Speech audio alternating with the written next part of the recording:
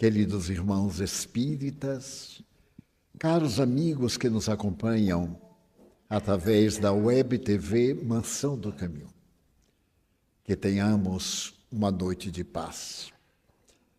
O espírito Manuel Viana de Carvalho era-me totalmente desconhecido. No ano de 1957, eu visitei pela primeira vez o Rio Grande do Sul. E na programação que foi estabelecida pela Federação Espírita Estadual, colocou-se a cidade de Pelotas, onde eu deveria iniciar um périplo por várias cidades da região. Fazia muito frio, mês de junho, igual ao nosso frio. Hoje mesmo aqui estávamos com 25, uma barbaridade. E então eu estava de roupa branca, nordestino, e peguei nada mais, nada menos do que 5 graus, com o minuano, o ventinho, bem agradável. Não desencarnei, porque não me lembrei. Era um frio tão grande que eu não lembrava de nada. Então a conferência seria no Teatro Guarani, um dos grandes teatros do apogeu da borracha e das carnes. Da borracha no norte, o Teatro de Manaus, o Teatro do Pará, o Teatro do Rio Grande do Norte. Eram os teatros clássicos e majestosos até hoje. O Teatro Amazonas, o Teatro da Paz, no Pará, são classificados dentre os mais belos da humanidade. Mas no Sul, nós tínhamos em Porto Alegre o grande Teatro Central, que foi demolido, e aquele no qual íamos falar pela primeira vez. Um teatro muito belo. No dia seguinte, seria aí, dessa cidade muito fria. E então o Teatro Guarani é de uma beleza surpreendente, é uma verdadeira joia. E os residentes na cidade orgulham-se de possuir esse maravilhoso teatro. Chegou o momento de me apresentar e eu não conhecia quais eram os hábitos dos irmãos sulistas. Levaram-me e preparavam o ambiente com alguns números musicais. Quando eu me adentrei no teatro e fui pela parte interior até o palco, eu ouvi uma voz em um discurso imponente. Falava sobre o batismo, a ironia do batismo, o batismo com água, dizendo que se tratava de uma verdadeira ufania, porque se isso era para tirar o pecado original, qual era o pecado original de um navio, de um submarino e de animais? E então continuava no discurso e eu me admirei da eloquência do orador. Quando cheguei ao palco, estava um número muito grande de pessoas convidadas, o auditório estava repleto e eu continuava a ouvir o orador inflamado. Procurei-o na multidão e não o vi. Porém, olhando e escutando numa direção, eu vi, na primeira fila do lado direito, um homem de estatura regular, mais ou menos a minha, com aproximadamente 60 anos, fazendo uma conferência magistral. Era um espírito. Eu fiquei olhando para ele e continuei ouvindo a conferência enquanto o auditório celebravam essas apresentações. Naquele tempo era muito comum declamações, músicas horríveis, que eram cantadas pelos espíritas, que ainda não tínhamos músicas. Por fim, quando acabaram, ele desceu e veio diretamente até mim. Éramos umas 50 pessoas ali à volta, os representantes dos centros espíritas, convidados especiais, e eu fiquei muito surpreso de as demais pessoas não estarem vendo. Em 57, eu já era um médium experiente, estava exercendo a mediunidade fazia mais de 10 anos, com as disciplinas exigidas pela doutrina. Aquele cavalheiro chegou-se até mim e me disse: Divaldo, eu sou Manuel Viana de Carvalho. Na Terra eu fui major do Exército e tive a missão de levar o Espiritismo desde as velhas lagoas do Sul até as margens prósperas do Amazonas. Porque na minha condição de militar, desde o momento em que eu me tornei capitão e dirigia tropas, quando eu chegava, eu criava um centro espírita. As autoridades da época, vinculadas ao catolicismo, ficavam incomodadas, se dirigiam à região militar e eu era removido. Dessa forma, eu visitei praticamente o Brasil, desde o Amazonas até o Rio Grande do Sul. E no dia 26 de junho de 1926, eu falei aqui nesse teatro sobre esse tema, o tema do batismo. Você ainda não estava reencarnado, estava como espírito me acompanhando. Pois bem, veja que curioso. Você nasceu em 1927, a 5 de maio, mas veio com o objetivo de, quando chegasse a época de predicar a doutrina, eu, desencarnado, lhe acompanhar. É a primeira vez que eu venho realizar a palestra através de você. Mas eu fiquei aturdido, porque eu tinha que prestar atenção às pessoas, atender um, atender outro, e preparando-me para a palestra que estava anunciada. Ele sorriu e disse, não, essa perturbação você vai perfeitamente superar. Então você pode me chamar Manu, pode me chamar Manuel, Viana, ou como ele quiser. Eu tinha um secretário que era um oficial do Exército, muito amigo meu, e ele me chamava Vianinha, porque para o padrão comum eu sou um pouco baixo. Como é que você vai me chamar? Eu disse, Viana de Carvalho. Agora, se o senhor vai me inspirar, precisa de me inspirar muito, porque o senhor vai ter muita dificuldade comigo. Sou uma pessoa sem cultura, sem bases, e ficamos dialogando. E eu simpatizei, como dizemos vulgarmente, com o espírito que se me fez tão amigo, que era como se eu estivesse realmente recordando. Eu não me lembrava do que ele falou, em absoluto. Mas ele me era tão familiar que eu disse assim, como é que eu devo começar a conferência? E ele me disse, Pelotas é a cidade mais culta do Rio Grande do Sul. Ela se ufana de ser uma verdadeira Atenas. No Brasil do século XIX, havia sempre uma cidade muito culta, que se destacava dentre as outras.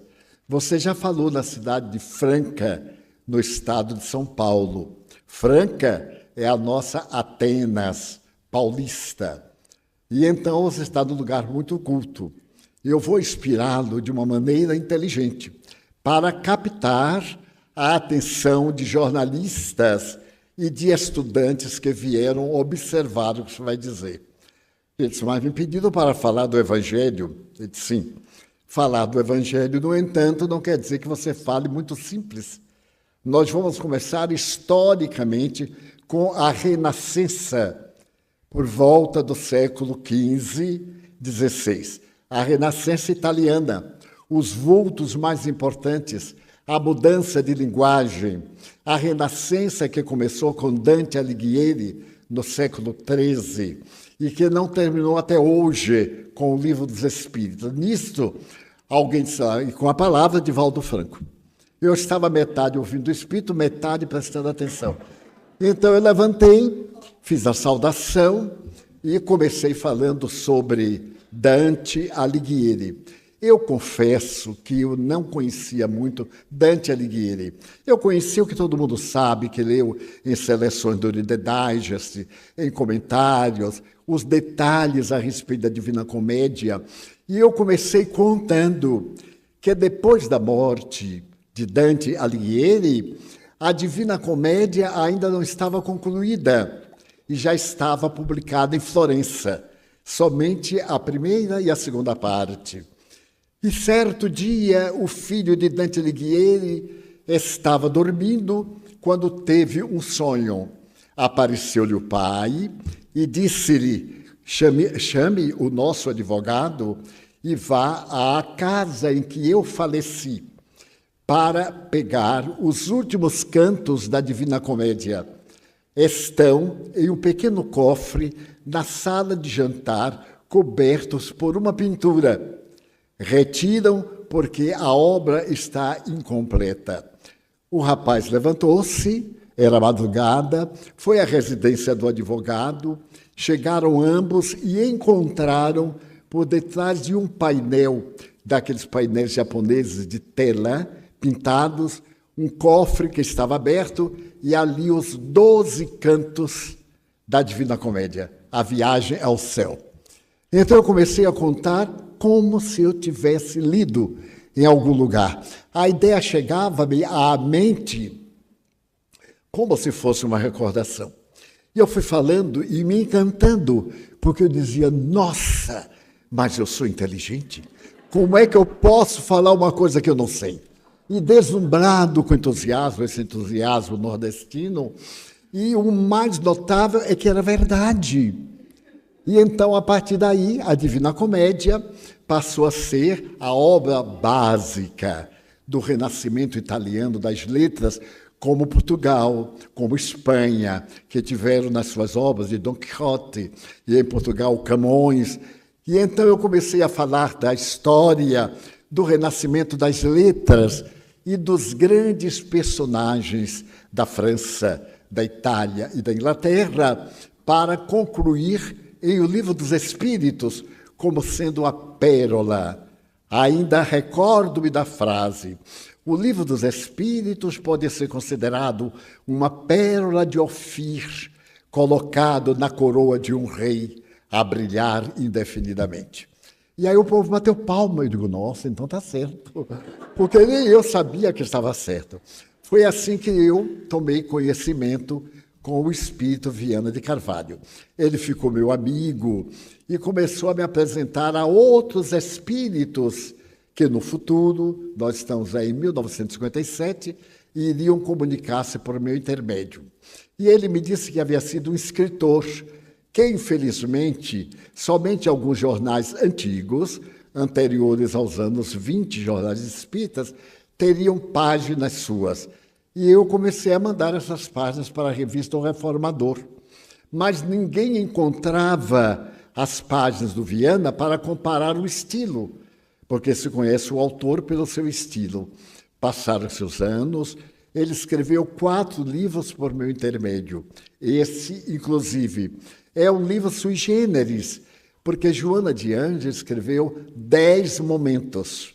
São 10 pequenos livros. Ela fez uma coleção e me disse para a pessoa guardar no bolso. E o lançamento desse livro foi muito peculiar. Eu estou alongando muito? Não, nada. Foi peculiar, porque eu tinha um amigo do Rio de Janeiro que era um senhor economicamente muito bem situado. E ele gostava das mensagens de Viana de Carvalho. Então, ele alugou o salão do Hotel Glória. Imagine, isso por volta de 1960. E então nós fizemos o lançamento do livro no Hotel Glória. É um livro pequeno. E eu fiquei constrangido. Então Viana me disse: não tem constrangimento. A obra de Jesus merece ser divulgada nas academias para evitar os deslustres, as adulterações, etc. Então vamos marchar para o Hotel Glória, que naquele tempo era o máximo, era o Copacabana Palace, o Glória e etc. Eu fui sem glória ao Hotel Glória e então proferi a palestra e lançamos o livro. O livro é pequeno, mas é fantástico, pelo menos para os meus sentimentos. E a tese que ele apresentava era essa: o Espiritismo é uma doutrina tão bela que cabe em poucas palavras, mas que para entender é necessário muitos livros, porque tem que haver com o conhecimento universal. É a doutrina da imortalidade da alma, da reencarnação. E os espíritos têm uma equipe de especialistas em cada tema para poderem fazer as necessárias abordagens. Então, eu fiquei muito contente quando Viana me disse: eu tenho uma equipe de alguns médicos e alguns intelectuais para lhe socorrerem na hora das apresentações e das palestras. Muito bem. A esse tempo, eu era muito inspirado pela poetisa baiana Amélia Rodrigues, que fez aniversário na semana passada. A professora Amélia Rodrigues foi poetisa, teatróloga, jornalista, eminente personagem da nossa gloriosa Bahia das mulheres intelectuais. E então ela me aparecia e falava sobre o Evangelho. Eu próprio delirava com as descrições da Galileia, com Jesus falando, até o dia que o professor Pastorino disse: vamos transformar essas palestras em livros, porque naquele tempo os gravadores eram muito grandes, as emissões de rádio eram péssimas, as transmissões chiavam muito, e muitas vezes eu dispensava o microfone porque eu falava muito alto, ainda falo um pouquinho alto, é do tempo em que não tinha microfone. Então, nós transformamos em livros, e Dona Amélia já escreveu 12 livros diferentes sobre Jesus e a Palestina. Quando eu visitei Israel, eu tive a ocasião de conferir. E agora que eu tenho uma amiga em Jerusalém, espírita, eu pedi para ela fazer uma conferência, examinasse aquilo que está, por exemplo, no Primícias do Reino, falando da história de Israel, da geografia, se é verdade. E ela contratou uma pessoa para pesquisar e documentar a respeito de uma pessoa que nunca lá esteve, que nunca leu, e, no entanto, está exarado. E ela ficou tão entusiasmada que está traduzindo esse livro, Primícias do Reino, para o hebraico. Eu não tenho nenhum livro em hebraico, tenho em 19 idiomas, mas não é hebraico. E ela está fascinada quando ele fala sobre Cafarnaum, sobre Magdala. Ela diz que foi pessoalmente para conferir com o livro na mão e que constatou a legitimidade das informações. Mas, nesse ínterim, o Viana continuou muito meu amigo. Mas desses amigos que nos orientam, e lhes vou narrar uma experiência. Eu, muitas vezes, falando sobre o Evangelho, ouvia referências a oradores clássicos, ao Viana de Carvalho, que foi considerado o maior orador espírita dos primeiros 25 anos do século XX. Era um orador que arrebatava nas ruas, nos coretos, nos grandes auditórios, etc. E eu, coitado, chegava, falava do Evangelho, contava sobre a vida de Cristo e ficava assim com um pequeno complexo de inferioridade. Indo muito a São Paulo e fazendo conferência na Federação Espírita do Estado de São Paulo, a federação tinha muitos oradores da universidade, da USP, e quando o povo me falava da USP, parecia que era Harvard do Brasil, sem lembrar também que a nossa Universidade da Bahia foi a primeira, e naquele tempo, hoje eu não sei mais, mas naquele tempo, os seus mestres eram Magister Dixit, eram extraordinários, ninguém discutia, mas o pobre aqui não sabia de nada. Era tudo que se aprende da escola normal, rural de Feira de Santana. Aí me diz, plantar alho, plantar cebola, como é que irriga o feijão e etc. E eu pedi ao Viana, eu digo, eu quero um dia em São Paulo, ali naquele auditório de Vinícius, que era um protestante que se tornou espírita, eu gostaria de fazer um tema científico. Ele disse, você tem coragem? Eu digo, eu tenho. Agora depende do Senhor. Ele disse, não, de mim não tem problema, marque para domingo. E eu falei com o meu apresentador, que era o professor Vinícius, que eu ia fazer um tema não anunciado, mas um tema científico sobre a evolução. Ele disse, Valdo, é um tema pesado. Eu digo, eu sei que é pesado, mas os espíritos prometeram que iam ajudar. Muito bem, chegou o tal do domingo, às 10 horas da manhã, eu fui apresentado, e nesse tempo eu via como uma teletipo, uma fita, e eu ia lendo. Quando acelerava, eu acelerava. Quando diminuía, diminuía. Então diziam que eu falava tal e qual, mas não era nada, era a pressa que eu tinha, porque se eu não lesse, estava perdido. E eu comecei assim. Hoje, quando necessitamos de um conhecimento profundo, aí eu vi escrito, Lord B-A-C-O-N disse. Eu então, Lord Bacon disse. Aí o Viana falou, Bacon, burro. Você não conhece o toucinho bacon? Eu disse, na Bahia tem toucinho de porco, mas não de bacon. Veja lá se em Feira de Santana bacon, de jeito nenhum. Ele disse assim, bacon. Eu fiz, quer dizer, bacon. E aí me entusiasmei. Ai, mas foi uma tragédia, porque era tanto nome. Ora francês, ora inglês, ora alemão. Mas eu estava firme. Ele disse assim, essa é a grande pesquisa da lei das mutações e das transformações da hereditariedade até os fenômenos mesológicos, graças... Aí eu citei o nome do autor.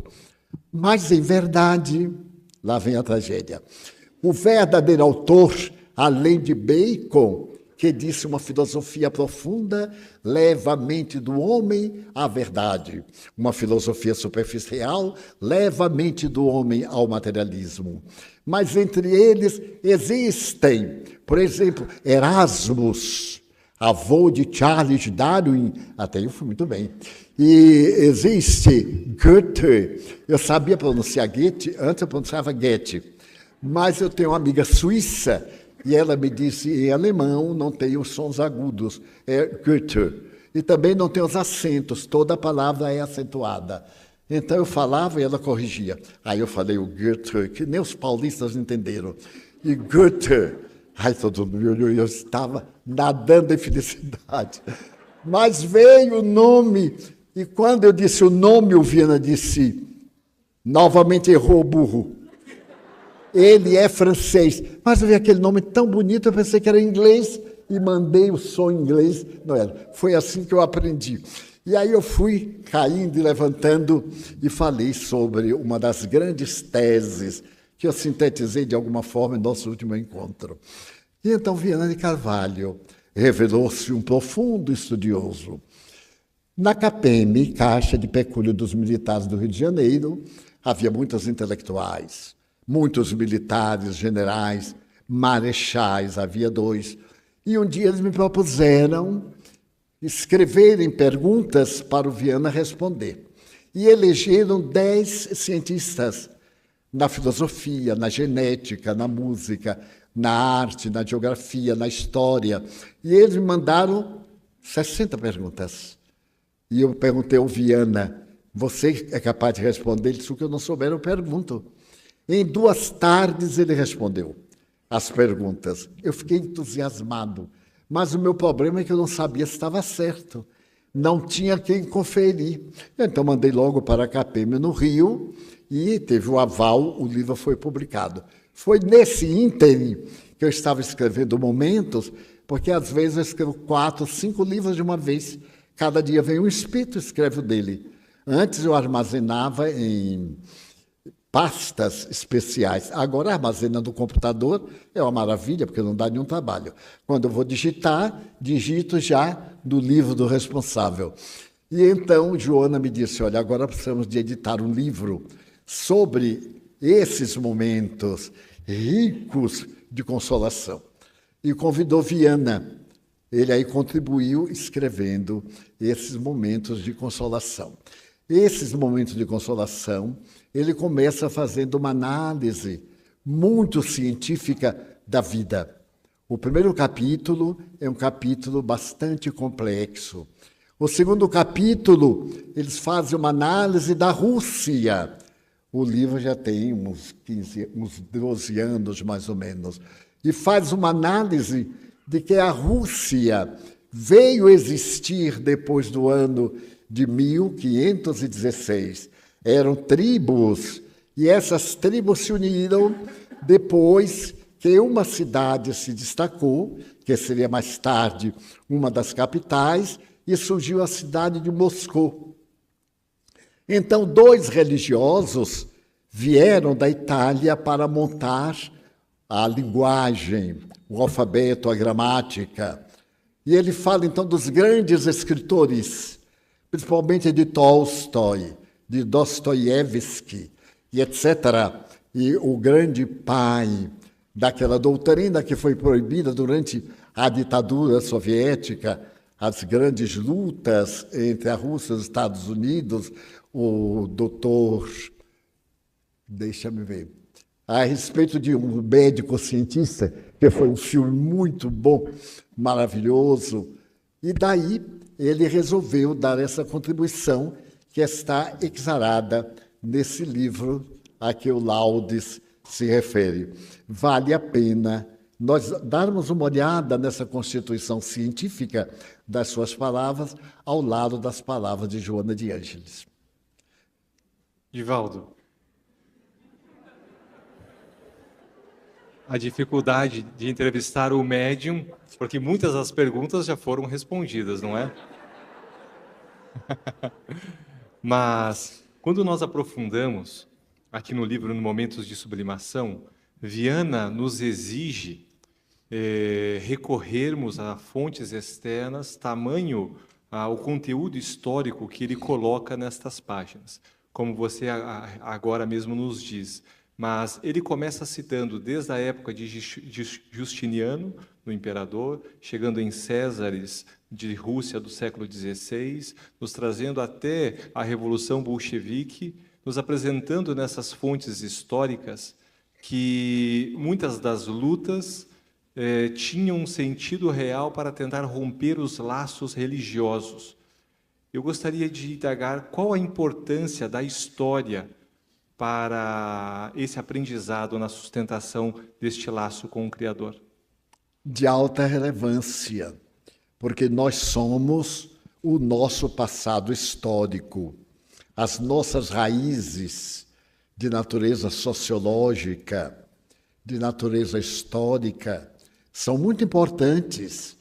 Eu lia hoje uma nota de que uma organização internacional estava exigindo de Portugal para que nas escolas narrasse as grandes tragédias do colonialismo, não apenas o êxito dos colonizadores sobre as raças que se lhes submeteram. A história é também dos desgraçados, dos escravos, daqueles que foram roubados nas praias de Luanda e da África Ocidental. A vitória da nossa civilização portuguesa e latina é também a degradação da criatura humana, a seleção racial, o ódio às raças não denominadas puras, e nenhuma delas é pura, os preconceitos de ordem religiosa, destruindo as tradições e introduzindo os nossos sentimentos e visões. Os nossos índios, por exemplo, têm Tupã, a beleza de Tupã, do Guarani. E uma das lendas mais belas do Guarani é a respeito do dilúvio. Enquanto nós temos o dilúvio bíblico, a tradição Guarani tem também a história de que Ceci e Peri, o primeiro casal criado por Tupã, estava nas terras mais ou menos maranhenses, quando, de repente, vieram as chuvas. E as chuvas calamitosas destruíram tudo que já havia sido edificado. E naquele momento, Ceci e Peri treparam numa carnaubeira, que é uma planta legítima da região. É um tipo de palmácea. E eles correram por toda a região, seguindo os lençóis de água que formaram o Amazonas. Então, a lenda do Amazonas, em Tupi-Guarani, vem desse amor de Tupã, Deus, pelas criaturas humanas, através de Ceci e de Peri, o primeiro casal.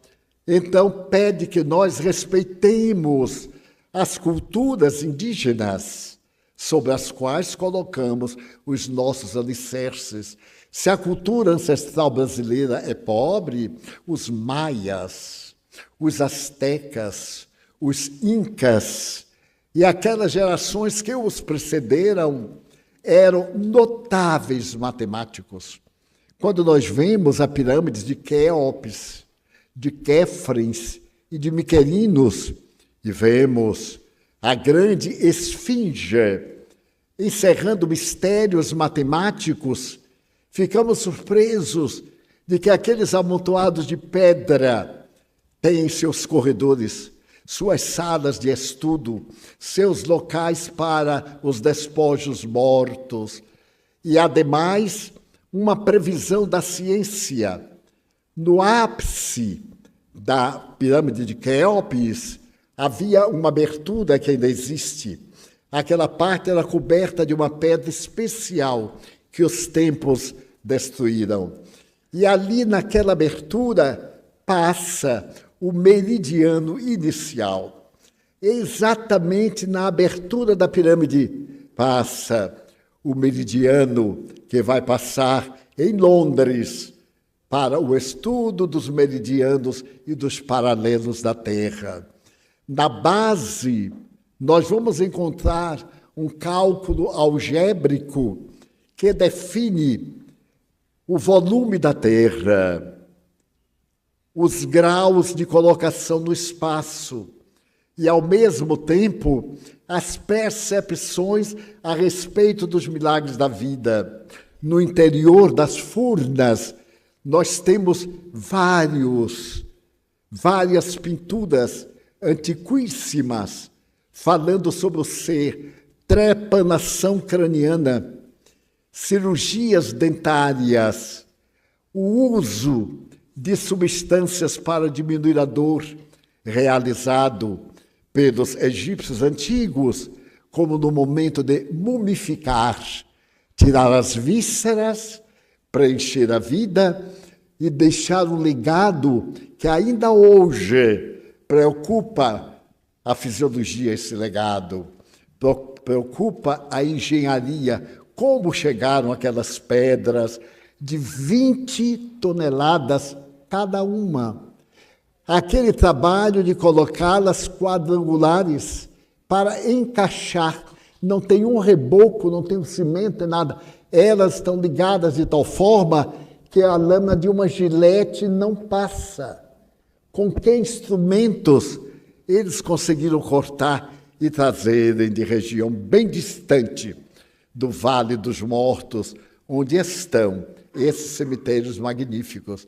Aqueles povos que ali habitaram, naquele Egito que foi escravo da Babilônia, que foi escravo de Nínive e de outros povos, e que hoje é um país ainda decadente, de terceiro mundo, em desenvolvimento, mas que foi a base da cultura de natureza transcendente e das experiências da imortalidade da alma. Como é que os egípcios conseguiram cometer e compreender o ser além, escrevendo o Livro dos Mortos, que é um legado tão real de imortalidade como os mais modernos tratados de metapsíquica ou de natureza transcendental. Então, Portugal vai agora introduzir nos seus livros de pedagogia, de educação, o sofrimento dos povos, que lhes constituíram as bases. Portanto, nós temos necessidade dessa história para melhor entender. Por exemplo, quando Viana de Carvalho fala a respeito dos triunviratos, Roma havia adquirido o máximo de grandeza. Era uma república. Essa república tinha um senado, mas havia crescido tanto que era impossível dirigi-la de Roma. Quando, então, o próprio Senado sugere um governo tríplice, 3 grandes nomes para governarem esse imenso território. Então, o primeiro triunvirato tem à frente Júlio César. Mas Júlio César era um guerreiro tão extraordinário que foi considerado um dos maiores latinistas da humanidade. Ele deixou obras de latim, o latim superior, não o latim que falavam os soldados, com a grandeza daqueles grandes sábios que vieram antes da nossa cultura cristã. Então César deixou, por exemplo, a travessia do Rubicon. O Rubicon é um rio que os exércitos de César tiveram que atravessar. E ele escreve em latim, que é uma hoje das averiguações a respeito do latim mais puro. E outras obras grandiosas. E esse general, considerado o maior conquistador do mundo em todas as épocas, deixa um legado muito grande até o momento em que vai assassinado nas escadarias do Senado. E logo se forma o segundo triunvirato para preparar a terra para o nascimento de Jesus. É depois do segundo triunvirato, no período de Augusto, Caio Júlio César. Este homem notável, Otaviano, filho de César, o grande guerreiro, que nasce Jesus no período de paz. Daí o Viana procura demonstrar que a cultura nos dá a lógica da nossa existência. Por que o latim predominava entre todas as línguas, enquanto a guerreira Roma cuidava do latim, a bela Grécia cuidava da arte, da música, do balé, do teatro, da filosofia. E nós vemos que a filosofia ocidental é toda grega, depois é greco-latina, depois invade o mundo. Então, há uma grande importância em nós conhecermos a nossa história, conhecermos a razão por que Jesus veio naquele momento. Por que naquele momento e não hoje? Quais eram os fatores que predispunham o Messias chegar à terra para dar um lugar ao sol, ao povo de Israel, que em 2 vezes ficaram escravos de 2 países por 700 anos. Imagine escravidão de 700 anos e depois vir a liberdade com Moisés. Trazer mais de 500 mil pessoas durante 40 anos por um deserto árido, inóspito, até encontrar a terra da promissão, donde manam leite e mel. Daí a necessidade da cultura e da doutrina espírita ser uma doutrina simples, mas não uma doutrina fácil. Entender a criatura humana. O que é a criatura humana para o Espiritismo? É o resultado de 3 elementos: energia, semi-energia e matéria. Mas como é que se pode explicar isso? Com o conhecimento da física quântica. Nós podemos ver a energia pura, a energia degradada e a energia resfriada, a matéria. Como podemos ver o mundo espiritual? Um campo de energia, como nós vemos aqui a cibernética. A minha voz, através das ondas de rádio, chegando a qualquer parte do mundo em que o satélite alcance. Então, o Espírito vai nos explicar como é possível uma vida fora da estrutura material. Como é possível existir e nós não vermos, da mesma forma que existem os átomos e nós não vemos. E são eles que constituem a matéria. Nós vemos a matéria, mas ela não é assim. Ela está em forma que os átomos criaram. Então, necessita de conhecimento, de estudo, de reflexão, para não termos dúvidas. Pessoas me dizem assim, mas é tão difícil. Como é que será este mundo espiritual? Eu digo, como é que será o mundo dos átomos? Como é que pode? Essas coisas que a gente não enxerga. Um átomo que é invisível tem 63 semipartículas. Nem com os telescópios, os microscópios mais avançados, para podermos enxergar determinadas constituições materiais, como essa energia de Higgs, a última partícula descoberta a respeito da matéria. Então, o Espiritismo vai nos explicando, desde a física de Newton, dos 3 estados da matéria, sólido, líquido e gasoso, como das variedades imensas. Pegamos um pedaço de gelo, portanto, sólido, colocamos para derreter, líquido, aquecemos, gasoso. É a mesma matéria em 3 fases, mas isso são fases grosseiras, porque depois do estado gasoso, cada átomo possui um universo dentro dele. Daí é necessário ter conhecimento. Não é apenas crer. Muita gente crê, mas tem dúvida. Então, vamos buscar o esclarecimento em Livro dos Espíritos, que Allan Kardec explica detalhadamente.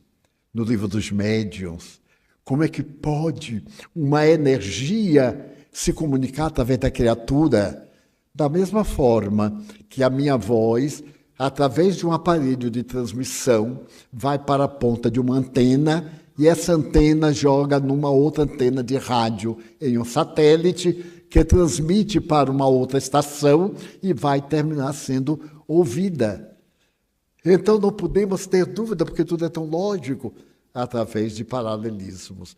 Mas o que ressalta mais é o amor. A gente vê que as pessoas que amam são felizes. Elas têm prazer de ensinar, de orientar, têm paciência, alegram-se com isto. É o Evangelho de Jesus. Daí, ter essa linguagem, às vezes, complexa e ser necessário que nós nos aprofundemos um pouco mais. Eu, por exemplo, tenho a fé natural. Eu creio. Creio, sinto, vejo, percebo, vivo neste mundo curioso. Horas me atrapalham, horas me ajudam, horas me perturbam. É tão curioso. A nossa vida é sempre assessorada. Há poucos dias estávamos no nosso café da tarde, o cafezinho da mansão, e ficamos conversando, ali o grupo. E entrou um espírito muito curioso que não gosta de mim, porque os espíritos também têm suas preferências. Eu tenho muitos inimigos, eu fico tão contente, porque é ótimo ter inimigos. Ruim é ser inimigo. Mas eles não gostarem de mim, é ótimo, inveja da minha beleza, por certo, não? Da minha vida longa, porque para chegar aqui precisa muito feijão, e muita gente come e tem indigestão, e eu não. Há pouco tempo o nosso presidente falava, mas Divaldo, é admirável, a pessoa mais jovem residente na Mansão do Caminho, tem 70 anos, a mais jovem. O resto é de tremer o chão, mas ninguém morre.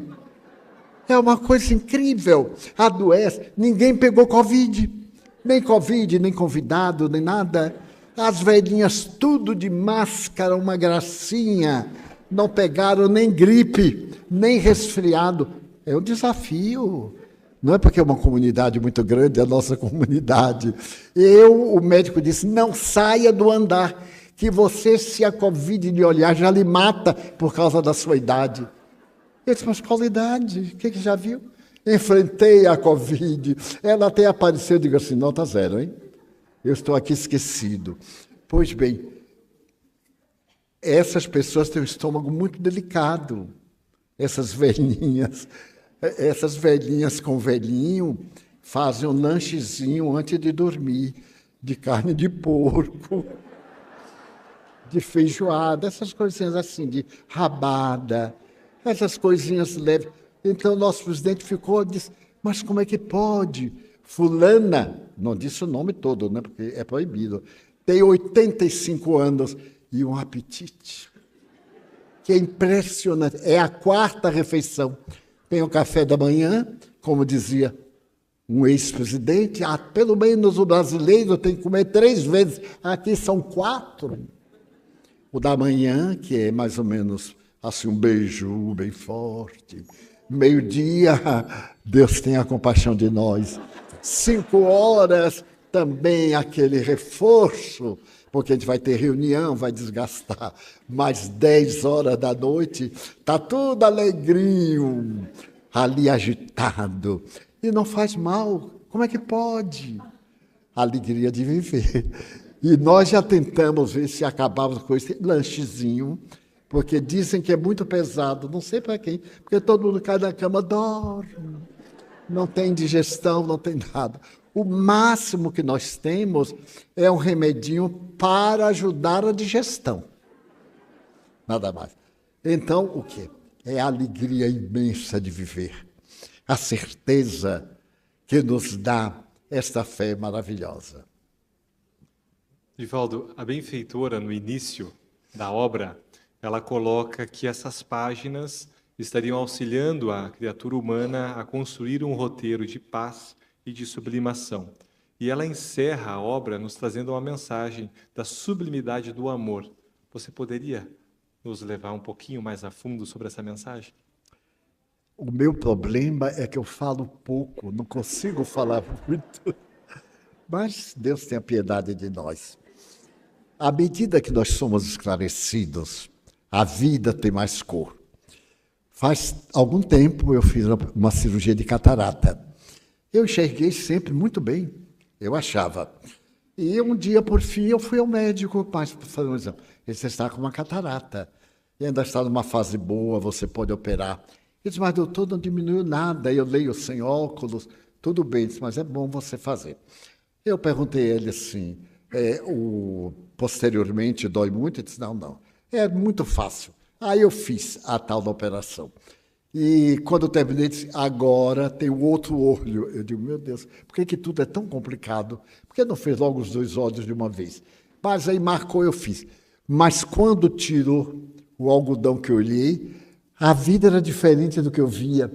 Eu via as coisas assim, amarela. De repente eu vi amarela, aquele ouro, o vermelho, meu Deus, que beleza, o branco. Eu redescobri, era a catarata que estava filtrando, né? E eu sempre tive um ouvido incrível. Por exemplo, eu olho para o auditório e muitas vezes eu ouço que estão conversando. Mas, de repente, eu comecei a achar que as pessoas estavam falando baixo. E então dizia para um, fale mais alto. E para outro, fale mais alto. Então o presidente disse assim, de fato, eu acho que você está ficando surdo. Eu acho isso um desrespeito na minha idade, imagina, ficar surdo. Mas aí eu fiz o teste. Tem umas pessoas que não conversam, ciciam, vêm conversar com a gente. Pss, pss, pss, pss. Não há ouvido que entenda. Eu digo assim, não tenha medo. Mas aí eu comecei a achar que todo mundo estava falando baixo. Bom, aí eu fui indicado para medir a minha audiofonia. Mas eu fui absolutamente tranquilo que a médica ia dizer, mas que ouvidos fantásticos. O presidente tinha razão. Agora é uma razão curiosa. Eu continuo ouvindo além do que devo. Porque eu ouço de cá e de lá. E não atrapalha. As vozes espirituais eu ouço de criança, de adulto. Eu sei distinguir qual é a voz de um homem, de um velho, psiquicamente. Pois bem, e então chegou o momento de colocar os aparelhos. E eu coloquei anteontem. Achei uma maravilha, coloquei, ninguém viu, tá vendo? Precisa prestar mais atenção aos velhos, porque tem um rolo que bota por aqui, que enrola. E, no princípio eu vi aquela zoada, aquele chiado. Meia hora depois eu acostumei, eu me adapto com muita facilidade. E quase que durmo de aparelho ligado, porque estava ouvindo muito bem. Mas hoje eu estava ouvindo tão bem que me esqueci do aparelho. E vim lembrar aqui, porque uma senhora veio falar comigo, e as pessoas vêm falar comigo, falam tão baixo, com medo dos outros ouvirem. Eu digo, não se preocupe, não ouvem não. A distância aqui foi calculada, foi tudo medido, e eu ouço muito bem. Mas essa pessoa fala tão coloquial, que parece que está num confessionário. Eu já procurei qualquer método, se alguém tiver uma ideia melhor do que a minha, eu agradeço. Botar uma mesa, ficava baixa, a pessoa ajoelhava. Eu digo, meu Deus, quem está de fora vai dizer que está de joelho para falar comigo. É porque o povo tem uma mente maravilhosa, né? Ele diz assim, não, levante, faz favor. Aí botou agora uma mesa mais alta, aí a pessoa ainda ajoelha. Quem tiver uma ideia, porque alguém sugeriu botar aquela partezinha do confessionário, porque não tem o jeito. Ninguém pense que ajoelhar ali é porque eu peço. Não, é porque a pessoa acha que é de joelho, fica na altura e eu ouço mais. Eu ouço muito bem, até o que não devo. Então, a doutrina nos dá esta beleza, como diz Joana. Esses esclarecimentos confortam. E na parte final, eu saber que a morte, que é horrível, é o tipo da antipática, chega sempre quando a gente não quer. A gente está louco para morrer e ela não vem. E a gente está adorando, casou ontem e a morte. Cuidado, hein? Eu estou perto. Isso é falta de caridade, com certeza. E então nos arrebata, e eu ter certeza que minha mãe está me esperando. Não é uma linguagem freudiana, que no caso minha mãe. Meus amigos estão me esperando. Eles me dizem, estamos te aguardando. Eu digo, mas não tenham pressa. Eu estou muito bem. Daí, meus queridos amigos, Joana, com muita ternura, uma mãe espiritual. Em 4 encarnações, ela foi religiosa, foi abadesa de convento. Então, ela sabe lidar com as nossas dores. Muitas pessoas chamam-na de mãezinha, eu também chamo. Aqui, de público, eu chamo Joana. Mas quando eu vou conversar com ela de noite, eu digo assim, ai, minha mãezinha, tenha compaixão de mim. Aí eu fico bem sofrido para inspirar compaixão, né? Já que vai pedir, a gente tem um tom. Eu peço a Jesus assim, meu Jesus, tenha misericórdia de mim. Aí chega a hora de Joana, eu digo, ai, minha mãe, a senhora não sabe o que é viver aqui na Terra, viveu há muito tempo, a Terra mudou, está muito atrapalhada. Aí eu fico ensinando a ela, né? Porque ela está lá, eu estou cá. E a senhora me deu uma ajuda, ela sorri e diz assim, meu filho, não tema nunca, nunca vocês estão a sós. Nós que os amamos, vigiamos e damos sinais, sensações de bem-estar. Essas sensações emotivas, essas lembranças muito agradáveis ao coração. Tenho a certeza de que mesmo nas dores, quando vocês choram, nós sorrimos e dizemos assim, graças a Deus, está resgatando e vem para viver comigo, porque eles estão no nível maior e nós no nível menor. Necessitamos evoluir, resgatar nossos erros com a Mãe Terra, com as criaturas, para evoluirmos. Então, Joana vem encerrar o livro dizendo que todas essas lições têm por objetivo confortar-nos, dar-nos a alegria de viver e, sobretudo, encontrar o objetivo da vida. Qual é o meu objetivo da vida? Alguém me disse, eu estou com um amigo numa depressão profunda, materialista. Você atenderia? Eu digo, mas com muito prazer. E veio o materialista e me disse assim, eu não creio em nada. Eu digo, que curioso, mas você crê na vida, porque você está vivo, está conversando comigo, então você se crê. Agora você não crê em certas expressões e informações. Eu também não. Há muita coisa que eu não acredito. Nós temos o critério do discernimento. Eu peguei o materialista com todo carinho e fui enquadrando na linguagem de alguns materialistas, que, por fim, não podem negar a causalidade. Porque nós não aparecemos como um milagre, de repente apareceu a terra povoada. Teve um princípio. E aonde está esse princípio? Vamos ver.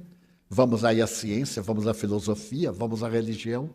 E é fascinante quando nós encontramos o princípio, a causa, os efeitos, a lei e a vida.